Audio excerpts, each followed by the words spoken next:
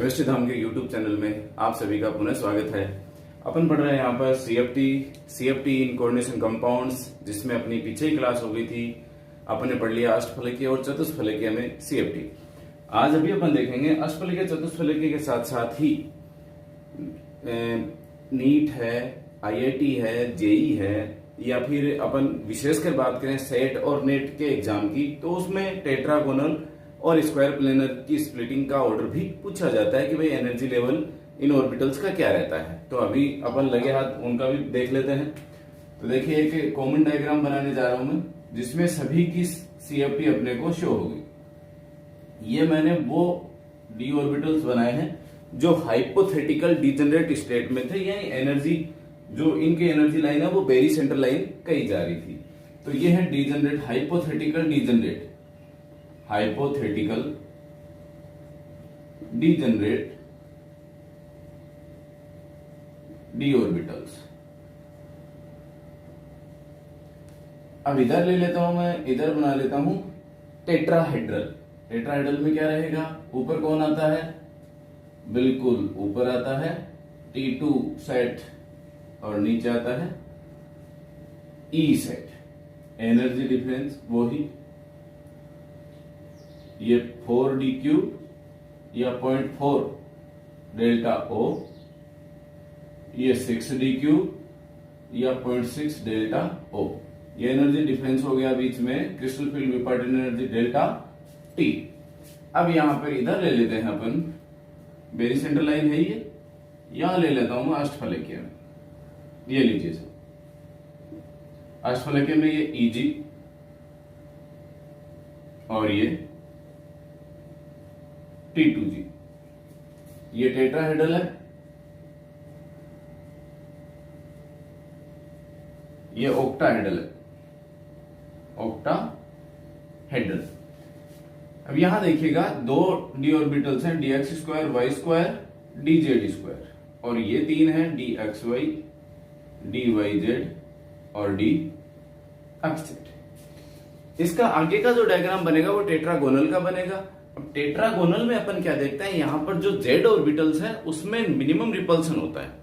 Minimum repulsion का कारण क्या रहा कि वह पार्टिसिपेट नहीं कर रहा बॉन्डिंग में। फलस्वरूप क्या रहेगा, वह उसमें जो प्रतिकर्षण है वह कम से कम रहेगा, और प्रतिकर्षण जितना कम रहेगा वो डी ऑर्बिटल्स उतने ही नीचे उतर आते हैं एनर्जी के। फलस्वरूप इनमें जो जिसमें जेड घटक है, जिसमें भी जेड घटक है वो कम ऊर्जा का हो जाएगा और बाकी वाला अधिक ऊर्जा वाला। तो इनमें जेड घटक है YZ और XZ में, तो ये तो हो गए कम ऊर्जा के, और दूसरा जो बचा ये हो गया ज्यादा ऊर्जा का। तो ये तो हो गया साहब, एक हो गया dxy, अब इसकी ऊर्जा ज्यादा हो गई है। और यहां ये दो बचे जो, वो क्या है dyz और dxz। ये ऐसा ही यहां पर देखिए, इनमें जेड घटक कौन से में, dz में, तो dz वाले की एनर्जी हो गई है कम, तो dz² ये कम ऊर्जा का, और इससे ज्यादा ऊर्जा का कौन हो जाएगा, सबसे ज्यादा ऊर्जा का dx² y²। ये जो स्प्लिटिंग है ये देखने को मिलती है अपने को टेट्रागोनल कंपाउंड्स। जो टेट्रागोनल कॉम्प्लेक्सेस है उनके अंदर ये स्ट्रक्चर, ये स्प्लिटिंग देखने को मिलती है। एनर्जी डिफरेंस वही यहां पर अपने को पता है, टेट्राहेड्रल ऑक्टाहेड्रल का है, ये टेट्राहेड्रल का है 0.6 डेल्टा O, 0.4 डेल्टा O। अब इसके आगे देखते हैं टेट्रागोनल से फिर अपन चलते हैं स्क्वायर प्लेनर की तरफ। स्क्वायर प्लेनर में चलते हैं, तो स्क्वायर प्लेनर इसका मतलब जेड घटक तो पूरी तरह से आउट हो गया। तो जेड कंपोनेंट क्या रहा, मिनिमम रिपल्सन के साथ में सबसे नीचे यहां और ज्यादा एनर्जी कम हो जाएगी इसकी, और ये रह गए dyz dxz। और यहां इस dz² की एनर्जी इतनी कम हो जाती है कि यह dxy से भी कम एनर्जी वाला हो जाता है। dxy ज्यादा एनर्जी का बन जाता है, और dz² है यह dxy से भी कम एनर्जी का हो जाता है, और ये बन गया साहब dx²y²। यहां से यहां तक एनर्जी डिफरेंस हो गया इनका। ये हो गया स्क्वायर प्लेनर के लिए डेल्टा SP, ठीक है। तो यहां अपन बिल्कुल आराम से देख पा रहे हैं सबसे ज्यादा एनर्जी डिफरेंस जो है वो किसमें है, डेल्टा स्क्वायर प्लेनर में। इससे कम किसमें है, टेट्रागोनल में, अपन टेट्रागोनल को ना लेकर के मान लो ऑक्टाहेड्रल से तुलना करें, बाकी भाई सबसे ज्यादा इसमें, फिर टेट्रागोनल में, टेट्रागोनल से ऑक्टाहेड्रल में, ऑक्टाहेड्रल के बाद में टेट्राहेड्रल में होता है। तो इसके बाद में अपन लिख दिया डेल्टा ओ और डेल्टा टी। इन तीनों के बीच में अब अपन रिलेशन चेक करेंगे। तो यहां पर रिलेशन ये रहा, सबसे ज्यादा जो एनर्जी क्रिस्टल फील्ड विपाटन ऊर्जा वो स्क्वायर प्लेनर की रही, उससे कम है यहाँ पर ऑक्टाहेड्रल टेट्राहेड्रल की बात करें तो ऑक्टाहेड्रल की, और ऑक्टाहेड्रल से भी सबसे कम हो गई टेट्राहेड्रल की। ये रही अपनी स्प्लिटिंग। यहां पूछा जाता है एनर्जी ऑर्डर। एनर्जी ऑर्डर क्या रहेगा यहां पर, अब देखिए तो d x z is equals to d y z. इनकी ऊर्जा क्या रहती है, दोनों की बराबर रहती है। फिर इससे अधिक ऊर्जा का कौन रह गया, डी जेड स्क्वायर, ये रहा। फिर अधिक ऊर्जा का इससे डी अक्स वाई, और इससे अधिक ऊर्जा होगा डी अक्स स्क्वायर वाई स्क्वायर। ये किसके लिए है, ये स्क्वायर प्लेनर के लिए एनर्जी ऑर्डर है। अब नेक्स्ट ले अपन दूसरा अपना यदि टेट्रागोनल के लिए लें तो d y z d x z बराबर डी वाई जेड, एनर्जी दोनों के बराबर रहेगी।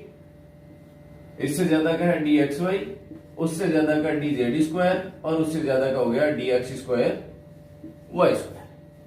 ये ऑर्बिटल्स रहे, इनकी ऊर्जा का क्रम इस प्रकार से रहता है। तो नेट और सेट में सबसे ज्यादा इनमें से ये पूछा जाता है कि एनर्जी ऑर्डर जो ऑर्बिटल्स का है, स्क्वायर प्लेनर में क्या रहता है, टेट्रागोनल में क्या रहता है, ऑक्टाहेड्रल में क्या रहता है। तो ऑक्टाहेड्रल टेट्राहेड्रल का तो बराबर रूप से सभी के लिए, लेकिन सेट और नेट के लिए स्क्वायर प्लेनर और टेट्रागोनल जो है वह बहुत ज्यादा महत्वपूर्ण है। लीजिए आगे देखते हैं इनमें रिलेशंस क्या है। लीजिए अपने बीच रिलेशन है इन तीनों कॉम्प्लेक्सेस का, तीनों टाइप के। अभी अपन देखा है डायग्राम, स्क्वायर प्लेनर की सबसे ज्यादा होती है, उसके बाद में डेल्टा ओ ऑक्टाहेड्रल की होती है, सबसे कम होती है टेट्राहेड्रल की। तो यहां ऑक्टाहेड्रल और टेट्राहेड्रल में ये रिलेशन होता है। डेल्टा टी है वह डेल्टा ओ से किस प्रकार से रिलेशन में है, 4/9 डेल्टा ओ के बराबर होता है डेल्टा टी। और यदि ऑक्टाहेड्रल का रिलेशन किया जाए अपना स्क्वायर प्लेनर के साथ में, तो इसे 1.3 टाइम ज्यादा डेल्टा ओ से मल्टीप्लाई करें, यदि 1.3 से डेल्टा ओ को मल्टीप्लाई करें तो वैल्यू आ जाती है डेल्टा एसपी की या स्क्वायर प्लेनर की। यदि टेट्राहेड्रल से रिलेशन करें अपन तो डेल्टा ओ का मान निकाल लेते हैं। यहां पर ये रहा डेल्टा ओ, तो डेल्टा ओ इक्वल्स टू क्या रहेगा, डेल्टा टी इंटू 9.4। तो ये मान रख दिया अपन ने यहां पर 9.4 डेल्टा टी। तो डेल्टा टी का मान अपन ने निकाल लिया यहां पर, और फलस्वरूप यहां वैल्यू हो जाती है अपनी डेल्टा एस पी बराबर हो गया 1.3 इंटू 9/4 डेल्टा टी। लीजिए इस रिलेशन के बाद में बढ़ते हैं अपन आगे, और आज के सबसे महत्वपूर्ण घटक जो अपन पढ़ने जा रहे हैं वो है C F S E, crystal field stabilization energy. क्रिस्टल क्षेत्र स्थायीकरण ऊर्जा। अब देखिए ये क्या होता है। देखिए जब भी अपन इसको स्प्लिटिंग पढ़ते हैं, अपन एक ऑक्टाहेड्रल का मैं एग्जांपल ले लेता हूं, और ये हाइपोथेटिकल मानते हुए मैं यहां इसको ईजी कक्षक बोल दिया और इसे T2G कक्षक बोल दिया। और एनर्जी जो डिफरेंस है बीच में, इसे अपन ने मान लिया डेल्टा ओ। ऑक्टाहेड्रल के लिए ये वेरी सेंटर लाइन बना दी मैंने। अब यहां पर देखिएगा, जब अपन इसमें इलेक्ट्रॉन भरते हैं, एक इलेक्ट्रॉन भरा तो यह इलेक्ट्रॉन आ गया T2G में, फलस्वरूप कितनी ऊर्जा मुक्त करी, 0.4 डेल्टा ओ ऊर्जा मुक्त करी। दूसरा आया 0.4 और मुक्त करेगा, तीसरा आया 0.4 और मुक्त करेगा, चौथा आया ऊपर गया या नीचे आया जो भी रहा, ऊपर जाएगा तो 0.6 अब्जॉर्ब करेगा, अवशोषित करेगा। इसका मतलब ऊर्जाओं का यह जो अंतर है, टोटल रिजल्ट जो है, भाई जब भी अपन इलेक्ट्रॉन भरते हैं T2G या EG कक्षक में स्प्लिटिंग के पश्चात, तो स्प्लिटिंग के पश्चात जब भी इनमें इलेक्ट्रॉन भरे जाते हैं तो ऊर्जाओं का जो रिजल्ट निकल करके आता है वह रिजल्ट CFSE के रूप में अपने पास प्रकट होता है। इसका मतलब ये रहा कि CFSE है वह इसका परिणामी ऊर्जा अंतर है।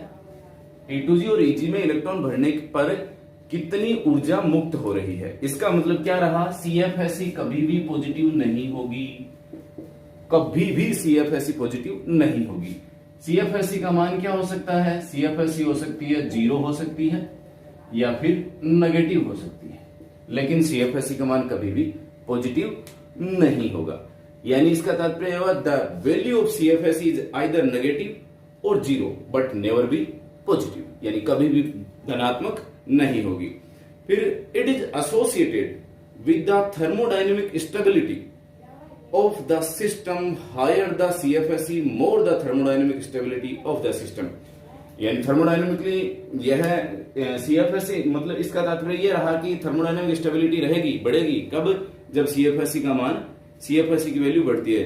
यानी अपन कह रहे हैं higher the CFSE more the thermodynamic stability, CFSE का मान जितना अधिक रहेगा स्टेबिलिटी उतनी ही ज्यादा रहेगी। इसके पश्चात अपन देखें, मान लीजिए यहां पर इलेक्ट्रॉन है, जैसे ये था, अपन T2G और EG की बात करें, इनको सभी को एक एक इलेक्ट्रॉन से भर दिया जाए, तो ये क्या हो गया, अर्धपूरित हो गया पूरी तरह से, या डबल डबल से भर दिया जाए पूर्ण पूरित हो जाएगा।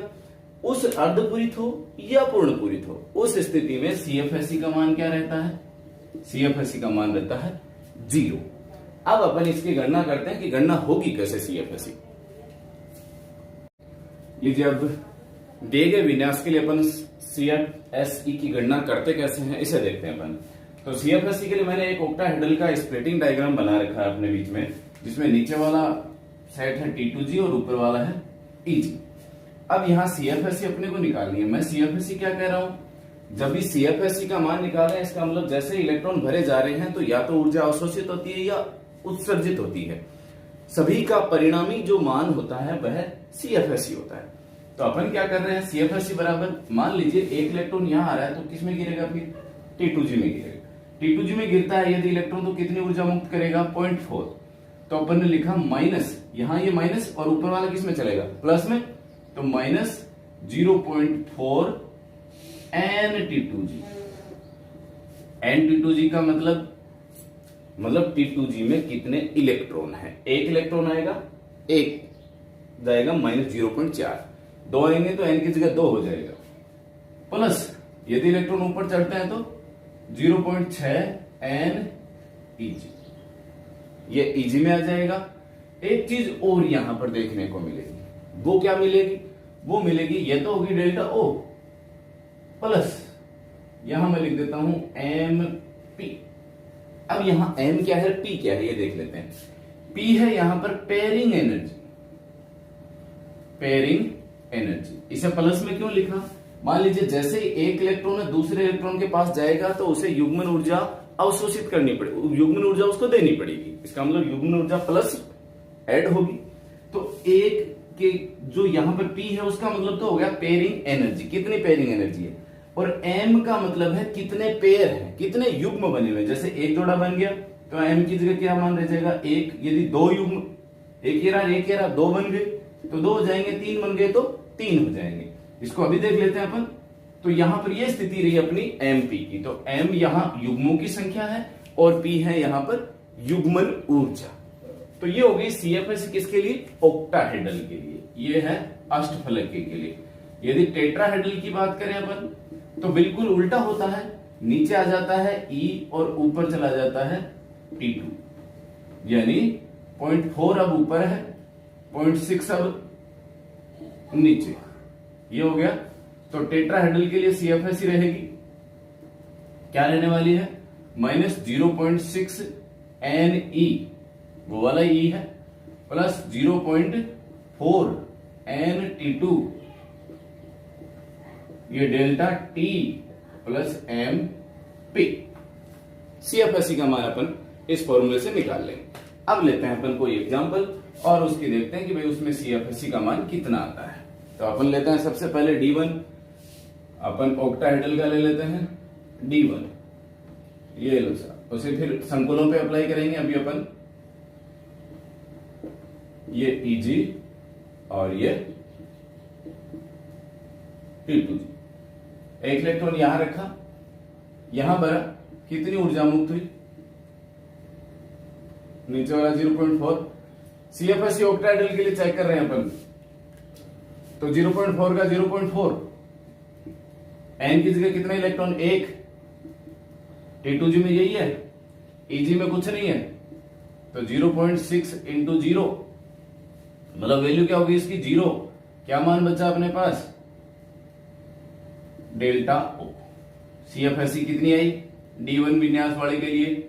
0.4 डेल्टा O प्लस MP, युग्मन Y नहीं है, युग्मन Y नहीं है, तो P का मान भी 0, M का मान सबता ही कोई है ही नहीं, तो M का मान 0, P का मान 0, तो CFSE का मान आ गया 0.4।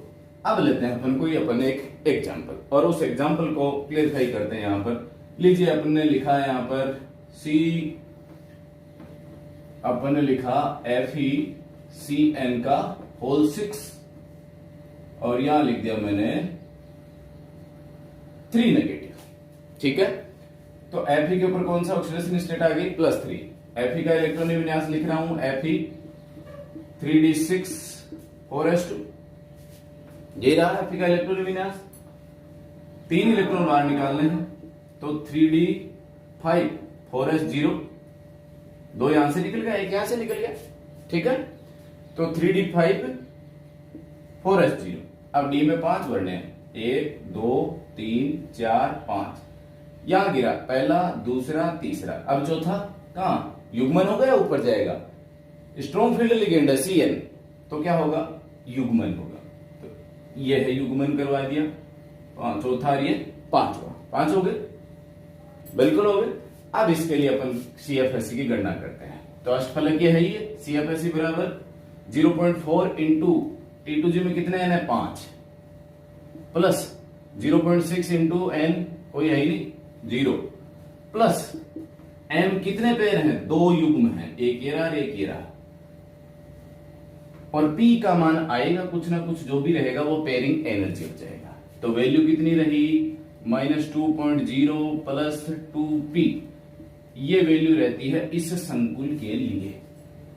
तो अपन कर पाएंगे इसे, बहुत आसानी से अपन इसको कर पाते हैं। अब इसी प्रकार से अन्य कोई एग्जांपल लें, जैसे टेट्राहेड्रल का अपन लें, NiCl4 2 negative, nickel 3d8 4s2, यहां Ni2 प्लस ऑक्सीडेशन स्टेट में 3d8, D में 8 इलेक्ट्रॉन। अब स्प्लिटिंग देख लेते हैं, ये लो,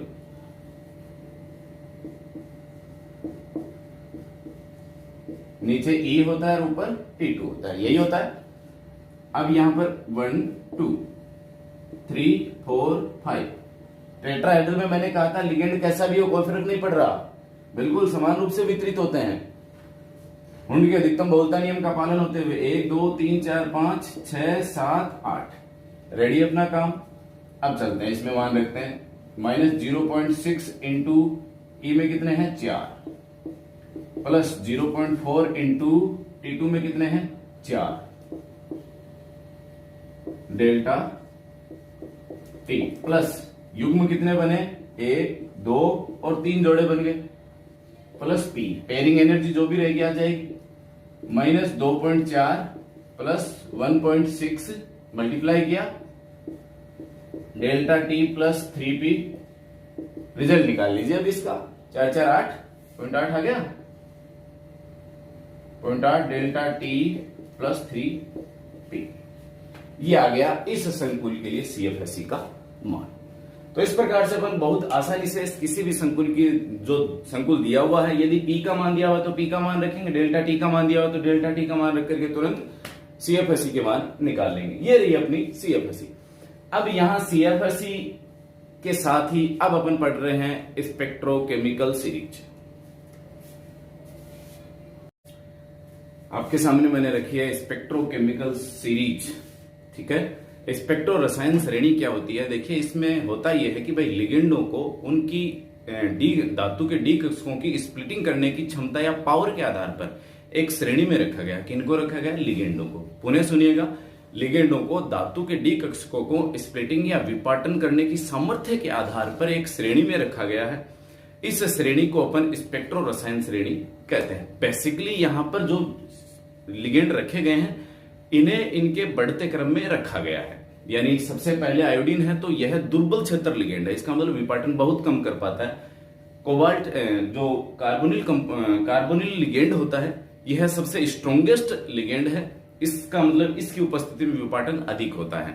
अपन ने पढ़ा है कि भाई जब अष्टफलकीय की अपन बात करते हैं तो विपाटन यहाँ पर जितना ज्यादा होता है, मतलब अपन ने इलेक्ट्रॉनिक विन्यास में पढ़ा है strong field ligand, weak field ligand. उस वक्त भी मैंने आपको बताया था कि अपन एक स्पेक्ट्रोकेमिकल सीरीज पढ़ेंगे, वो अपने को बताएगी यहाँ पर कि किस प्रकार से कौन सा लिगेंड स्ट्रॉन्ग है, कौन सा लिगेंड वीक है। तो यहाँ पर जो मैंने यहाँ लिखा है आयोडीन से लेकर के जल तक, यहां तक के जितने लिगेंड हैं ये वीक फील्ड लिगेंड की श्रेणी में गिने जाते हैं। इनमें सबसे वीकेस्ट कौन है? आयोडाइड सबसे वीकेस्ट लिगेंड है। और सबसे स्ट्रॉन्गेस्ट कौन है? कार्बोनिल। CO सबसे स्ट्रॉन्गेस्ट लिगेंड है और आयोडाइड है ये सबसे वीकेस्ट लिगेंड है। और इन लिगेंडों को इनकी सामर्थ्य के बढ़ते क्रम में रखा गया है। इससे बनी श्रेणी को अपन कहते हैं स्पेक्ट्रो रसायन श्रेणी, स्पेक्ट्रोकेमिकल सीरीज। बहुत महत्वपूर्ण है और इसे मैंने एक ट्रिक के साथ में लिखा है। आप ये ट्रिक याद करें, आराम से, आपके कहीं दिक्कत नहीं होगी, पूरी तरह से याद हो जाएगी। 3 बार आप घुमाएं अपने माइंड में, चौथी बार आप खुद बोलोगे अपने हिसाब से। तो देखिए यहां पर शुरू करें इसे। I negative, Br negative, SCN negative, Cl negative, H2 negative, F negative, OH negative, oxalato C2O4 2 negative और H2O। मैंने इनके नीचे इसकी ट्रिक लिखी है। इस बार सचिन क्लास से फरार और ऑक्जेलेट को पानी से प्यार। फिर देखिएगा, I इस Br बार सचिन, SCN Cl क्लास से, F का फरार और OH और लिख दिया, ऑक्जेलेटो को साथ में है पानी से प्यार, H2 हो गया। फिर नीचे दूसरी लिखी है मैंने, ये सारे वीक स्ट्रॉन्गेस्ट के एक ही लाइन में है ये, लेकिन दोनों अलग अलग हुए। ऊपर वाले वीक हो गए, नीचे वाले स्ट्रॉन्ग हो गए। और यह तो क्रम बढ़ता जा रहा है, स्ट्रॉन्गनेस बढ़ती जाएगी लास्ट तक। फिर है NCS है, EDTA4 नेगेटिव है, NH3 है, EN है, NO2 नेगेटिव है, CN नेगेटिव और CO है। इन्हें लिखते हैं, NCS को लिखने पर नाचते हुए EDTA उड़ता हुआ, नाचते हुए उड़ता हुआ अमोनिया इन नॉर्थ कनाडा और कोलंबो में मिला। फिर देखिएगा, नाचते हुए उड़ता ammonia in north Canada and Colombo में मिला। पुनः देख लीजिए, इस बार सचिन क्लास से फरार और ऑक्जेलेट को पानी से प्यार। नाचते हुए उड़ता ammonia in north Canada and Colombo में मिला। ये रही अपनी स्पेक्ट्रोकेमिकल सीरीज।